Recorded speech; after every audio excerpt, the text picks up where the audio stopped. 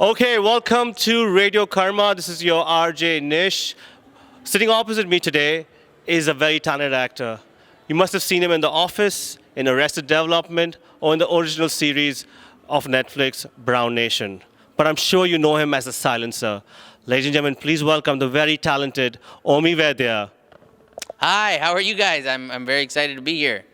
So, Omi, you've been to Austin before and you came for a food trip, right? Yeah, I did a food tour. One of my friends has a restaurant in San Francisco, so he has a Tex-Mex restaurant. So we were trying to figure out what's new food that he can serve there, and we had a private tour with Tito of Tito's Vodka, Right. and we went to a bunch of restaurants that I can't even remember, and we went to some secret bars where you had to give them a password to get in. Yes. All sorts of fun Speakeasy. things. Speakeasies, yes. That's right. It was great. This is a great town. I love it.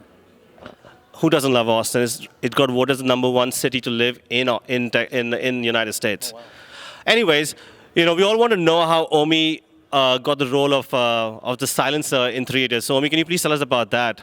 Yeah, so I work in Hollywood as an actor, and I went to India just as a filmmaker. I write scripts, and I'm trying to get some movies made there. And somebody said you should audition for this film, and I was not interested because I don't speak Hindi well, and I've watched maybe 3 or 4 Hindi films in my life. Right. So, but they said it would be a good experience, so I went in, and I spoke a little, and they were like, "Oh, your Hindi is really bad." So I was like, "Yeah, I know."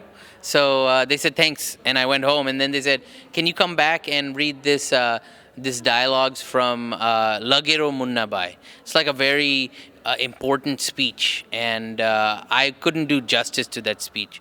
So I had to make fun of the speech. So I was like, "Nal hai lekin pani nahi hai, gadda zyada hai lekin street kam."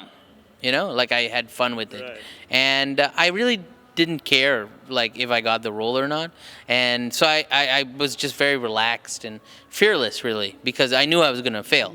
So when you're fearless and there's nothing like failure, you can be quite powerful and do great things because there's no repercussions. So they really liked what they saw, and they were like, "Wow, this guy's really, really confident, even though he doesn't know what he's speaking."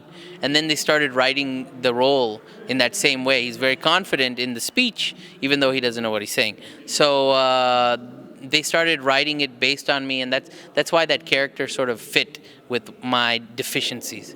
So that's our. And if people want to know, how the longer story of that, and also what happened after Three Idiots, and how I, became like this household name, and how that felt. There's a documentary on Netflix called Big in Bollywood, Really? and you can watch it. It's about me and this struggling actor in LA, and then becoming a household name in India. That's amazing. I didn't know about that. We will surely watch that documentary. So a quick rapid fire with Omi.